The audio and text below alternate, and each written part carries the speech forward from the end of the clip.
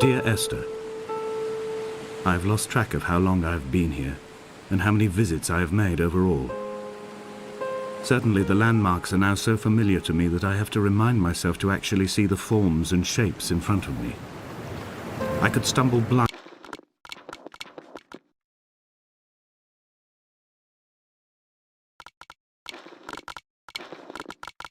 across these rocks, the edges of these precipices, without fear of missing my step and plummeting down to sea. Besides, I have always considered that if one is to fall, it is critical to keep one's eyes firmly open.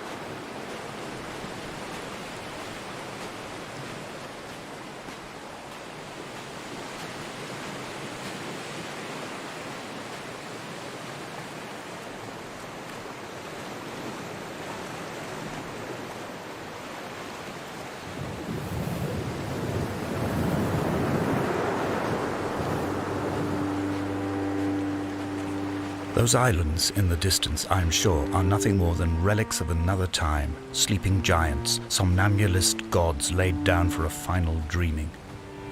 I wash the sand from my lips and grip my wrist ever more tightly. My shaking arms will not support my fading diaries.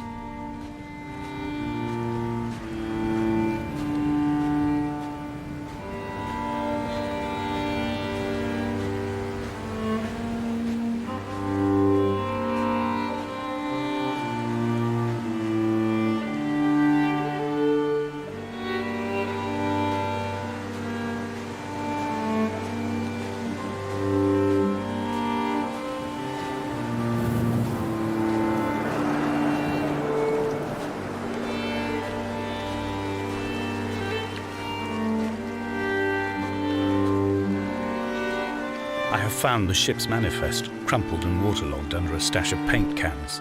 It tells me that along with this present cargo, there was a large quantity of antacid yogurt bound for the European market.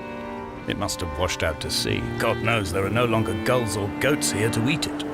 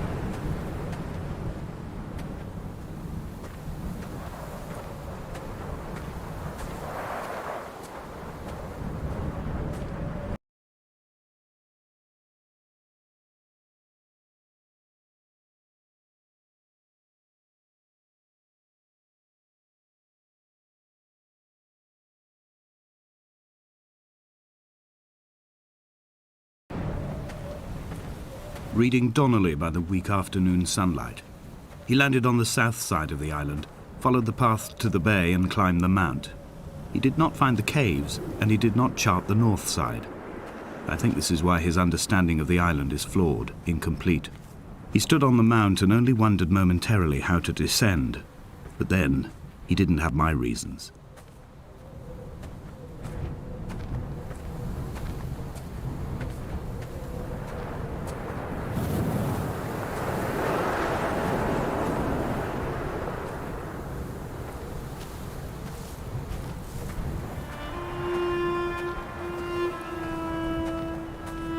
When someone had died or was dying, or was so ill they gave up what little hope they could sacrifice, they cut parallel lines into the cliff, exposing the white chalk beneath.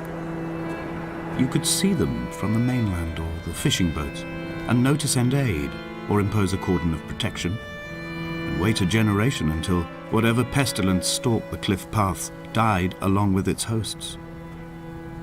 My lines are just for this: to keep any would-be rescuers at bay. The infection is not simply of the flesh.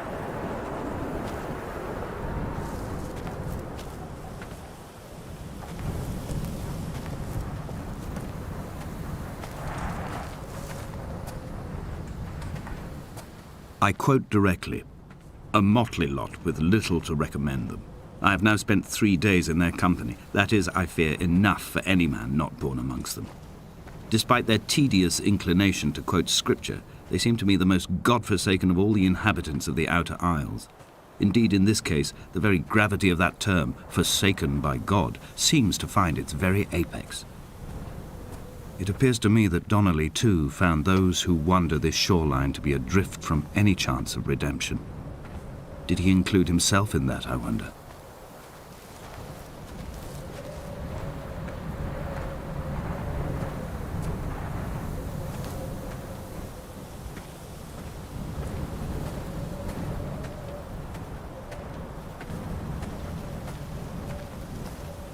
Dear Esther, I met Paul.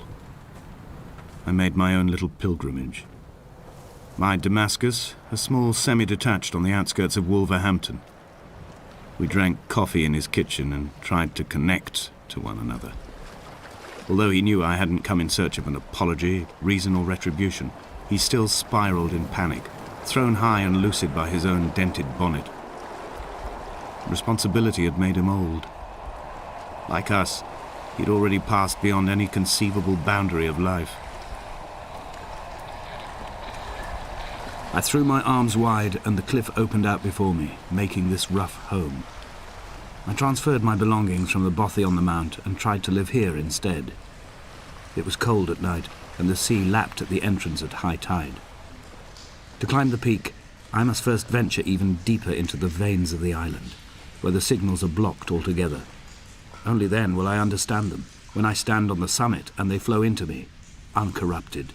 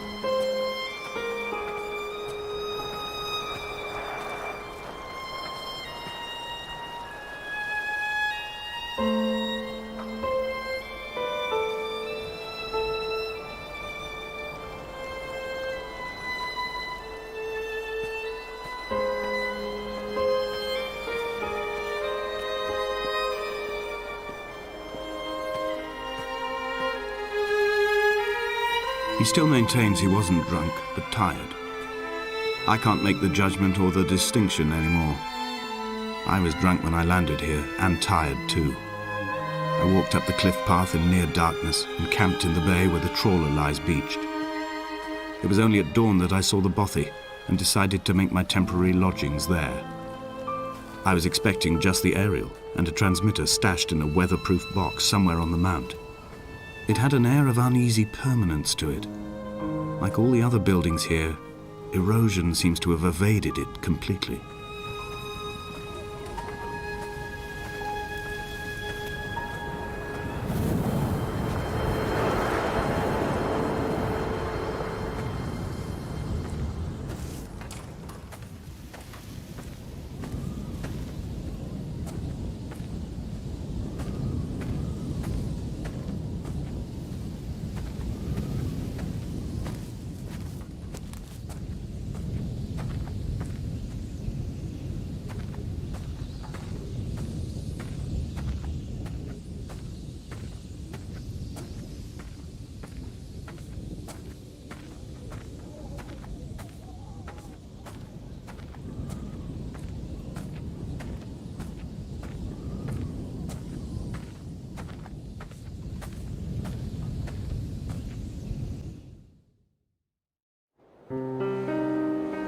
Dear Esther, I have now driven the stretch of the M5 between Exeter and Bristol over 21 times. But although I have all the reports and all the witnesses and have cross-referenced them within a millimetre using my Ordnance Survey maps, I simply cannot find the location. You'd think there would be marks to serve as some evidence. It's somewhere between the turnoff for Sanford and the welcome break services, but although I can always see it in my rearview mirror, I have as yet been unable to pull ashore.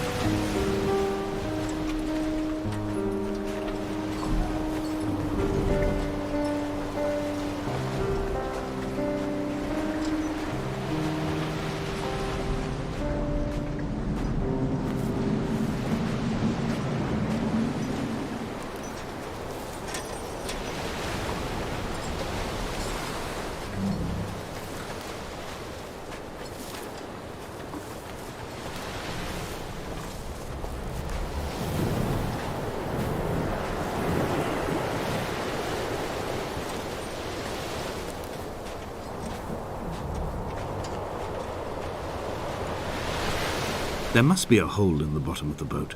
How else could new hermits have arrived?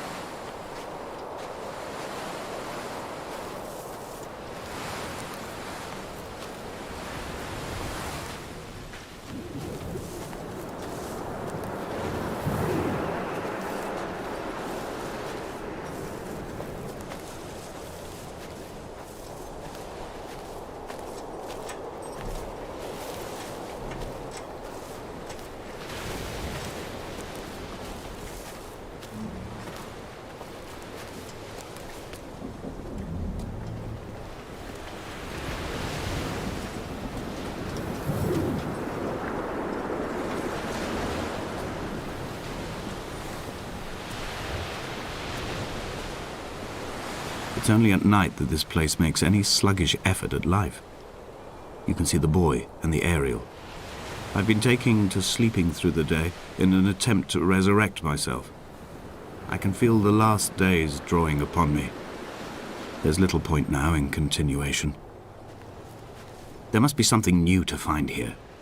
Some nook or some cranny that offers a perspective worth clinging to. I've burnt my bridges. I've sunk my boats and watched them go to water.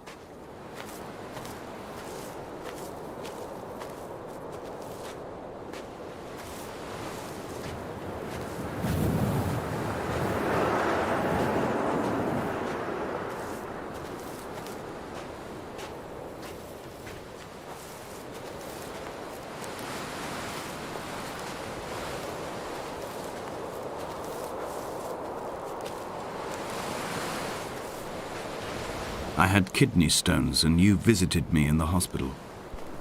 After the operation, when I was still half submerged in anesthetic, your outline and your speech both blurred. Now my stones have grown into an island and made their escape, and you have been rendered opaque by the car of a drunk.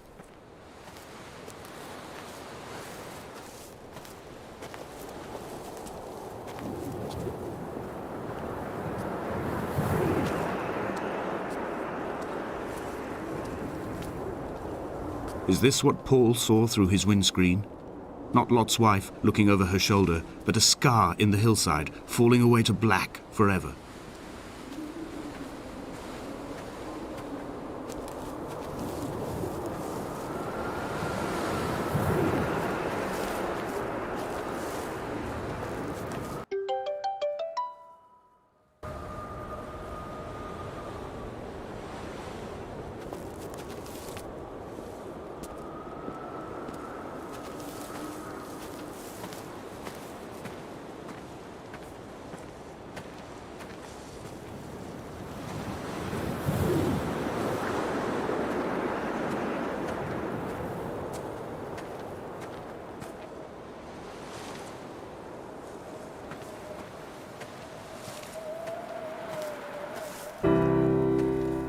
I've begun to climb, away from the sea and towards the center.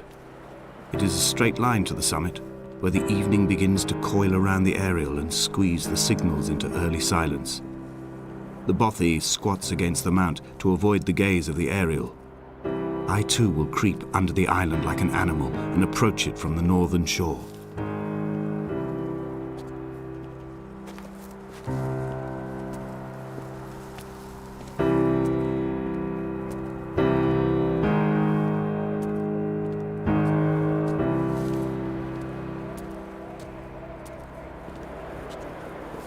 The bothy was constructed originally in the early 1700s. By then, shepherding had formalized into a career.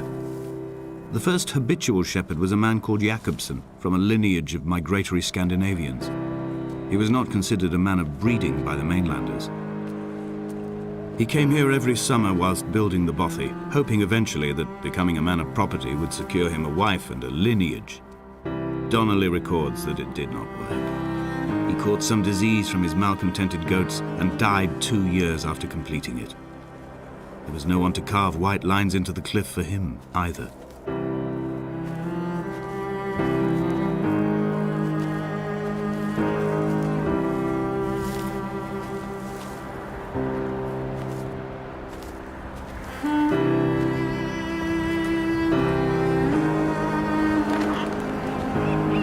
When the oil lamps ran out, I didn't pick up a torch, but used the moonlight to read by. When I've pulled the last shreds of sense from it, I will throw Donnelly's book from the cliffs and perhaps myself with it. Maybe it will wash back up through the caves and erupt from the spring when the rain comes, making its return to the hermit's cave. Perhaps it will be back on the table when I wake. I think I may have thrown it into the sea several times before.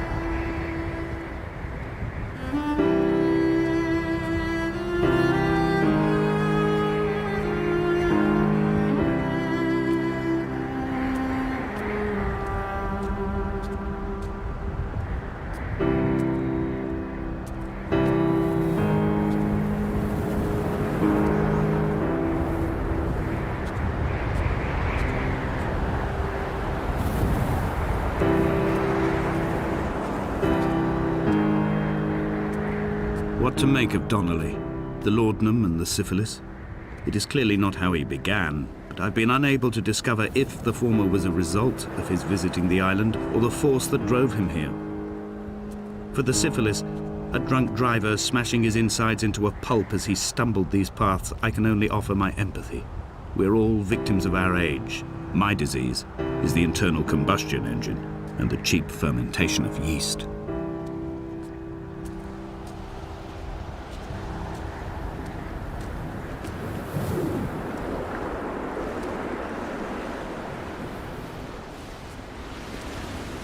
They found Jakobsen in early spring. The thaw had only just come. Even though he'd been dead nearly 7 months, his body had been frozen right down to the nerves and had not even begun to decompose. He'd struggled halfway down the cliff path, perhaps looking for some lost goat, or perhaps in a delirium, and expired, curled into a claw right under the winter moon. Even the animals shunned his corpse. The mainlanders thought to bring it home unlucky. Donnelly claims they dragged it to the caves to thaw out and rot, but he is proving an unreliable witness.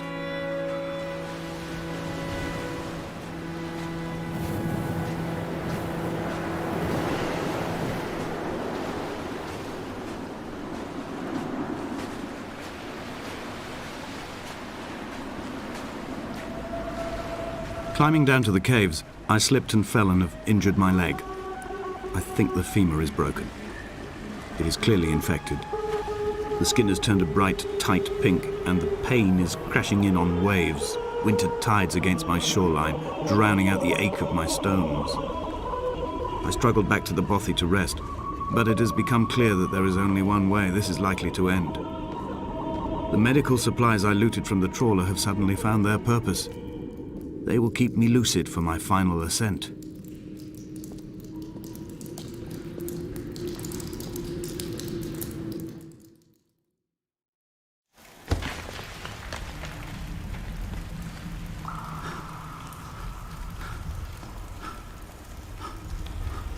Did Jakobsen crawl this far? Can I identify the scratches his nails ruined into the rocks? Am I following him cell for cell, inch for inch? Why did he turn back on himself and not carry through to the ascent?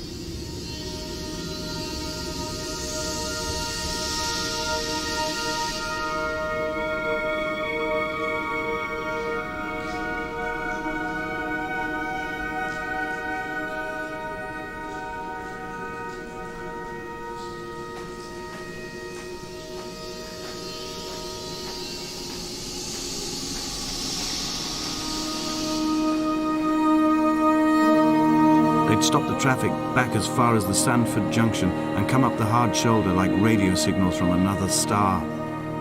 It took 21 minutes for them to arrive. I watched Paul time it to the second on his watch.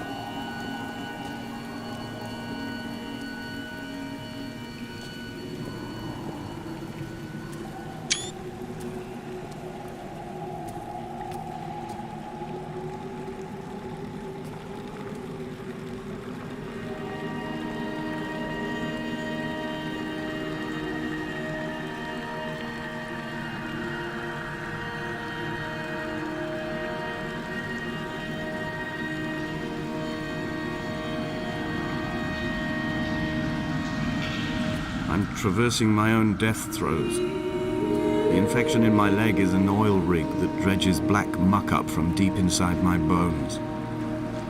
I swallow fistfuls of diazepam and paracetamol to stay conscious. The pain flows through me like an underground sea.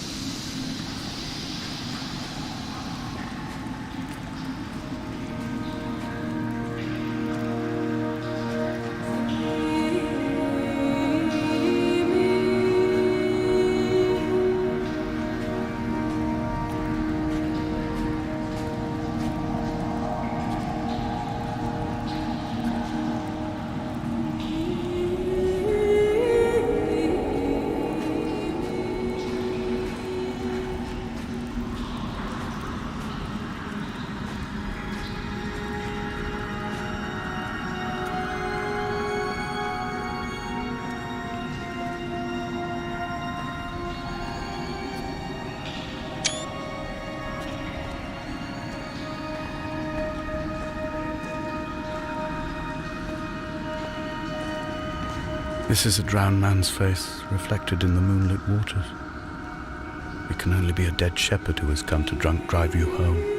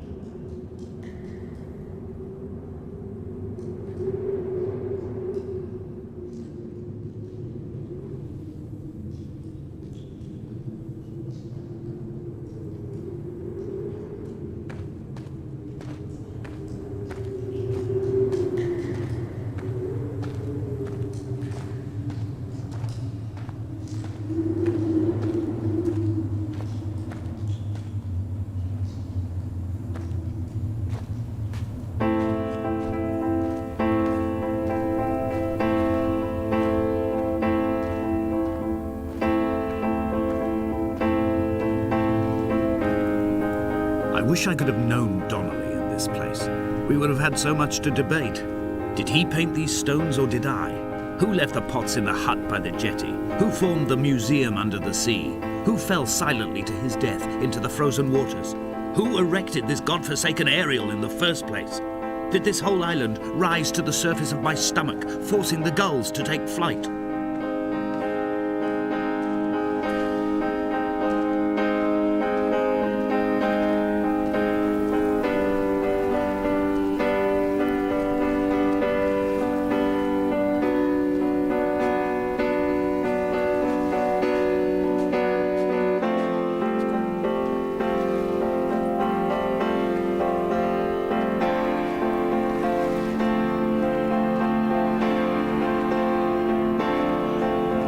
We shall begin to assemble our own version of the North Shore. We will scrawl in dead languages and electrical diagrams and hide them away for future theologians to muse and mumble over. We will send a letter to Esther Donnelly and demand her answer. We will mix the paint with ashes and tarmac and the glow from our infections. We will paint a moon over the Sanford Junction and blue lights falling like stars along the hard shoulder.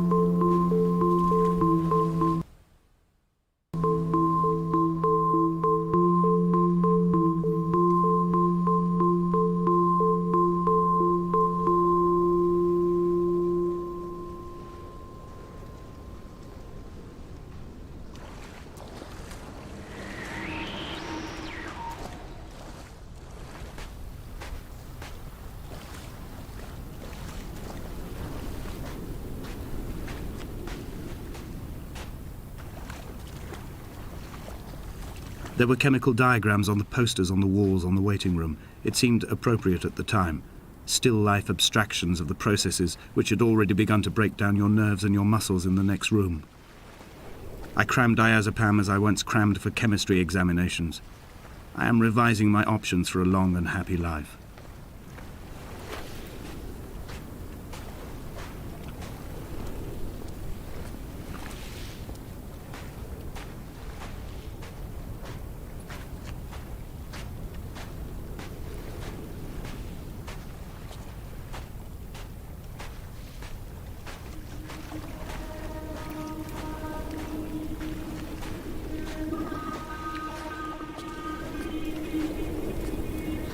From here, I can see my armada.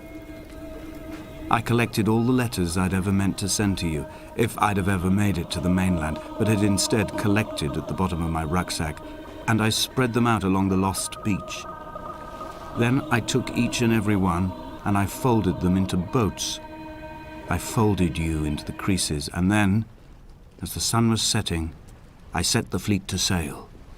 Shattered into 21 pieces, I consigned you to the Atlantic, and I sat here until I'd watched all of you sink.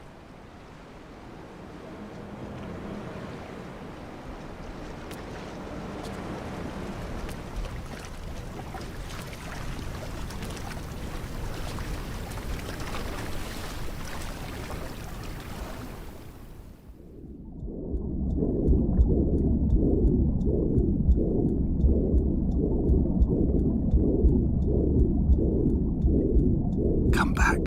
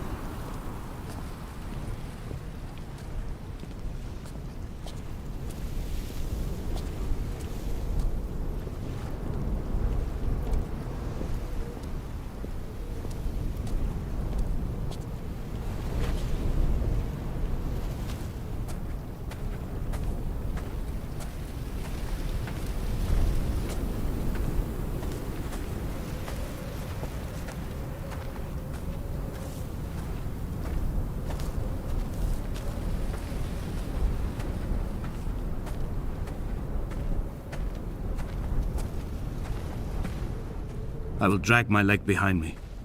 I will drag it like a crumpled hatchback, tires blown and sparking across the dimming lights of my vision.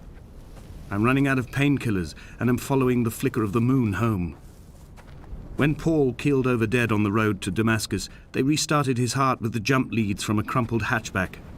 It took 21 attempts to convince it to wake up.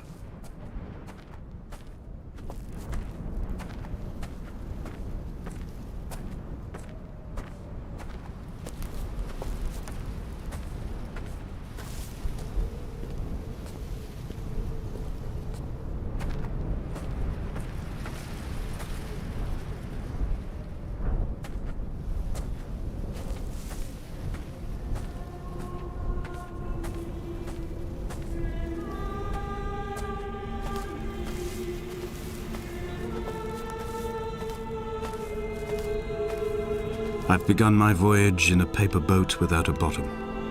I will fly to the moon in it. I've been folded along a crease in time, a weakness in the sheet of life. Now you've settled on the opposite side of the paper to me. I can see your traces in the ink that soaks through the fiber, the pulped vegetation. When we become waterlogged and the cage disintegrates, we will intermingle. When this paper aeroplane leaves the cliff edge and carves parallel vapor trails in the dark, we will come together.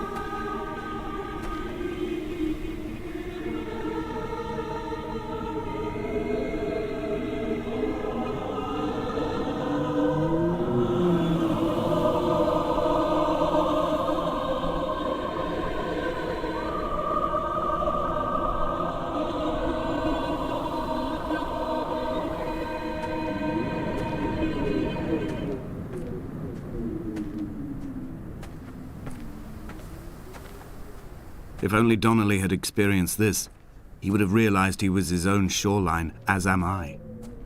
Just as I am becoming this island, so he became his syphilis, retreating into the burning synapses, the stones, the infection.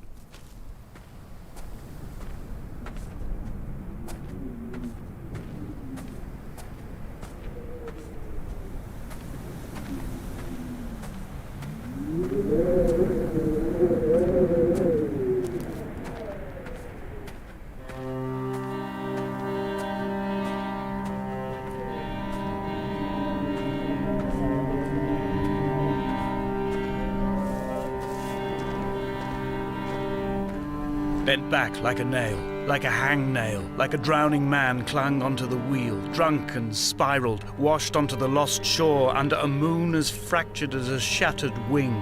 We cleave, we are flight and suspended, these wretched painkillers, this form inconstant.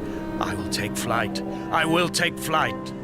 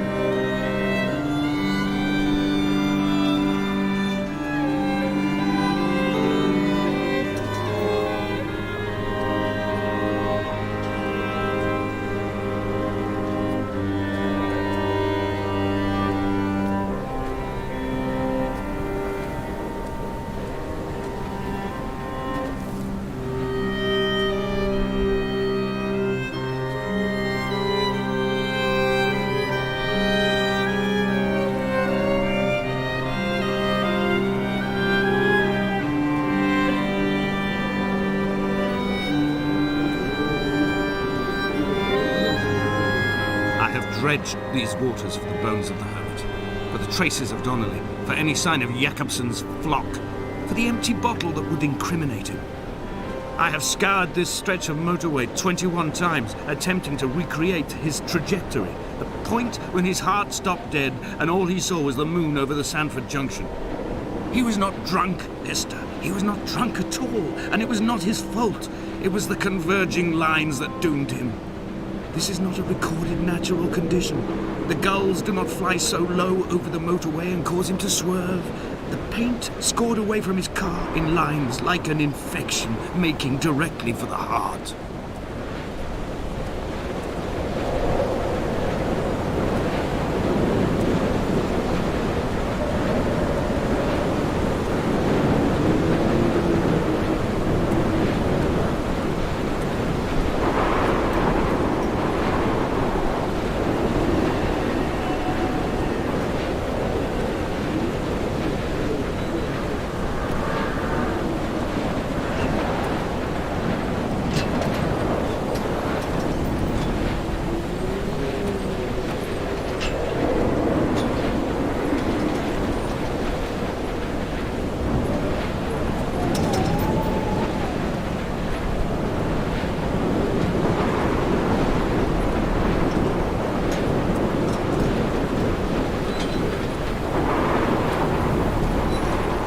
We will leave twin vapor trails in the air, white lines etched into these rocks.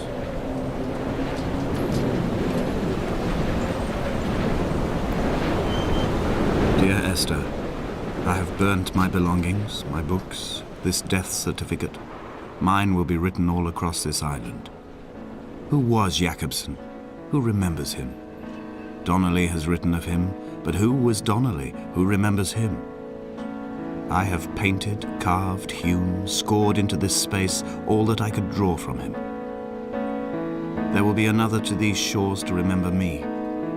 I will rise from the ocean like an island without bottom, come together like a stone, become an aerial, a beacon, that they will not forget you. We have always been drawn here. One day the gulls will return and nest in our bones and our history. I will look to my left and see Esther Donnelly flying beside me. I will look to my right and see Paul Jacobsen flying beside me. They will leave white lines carved into the air to reach the mainland, where help will be sent.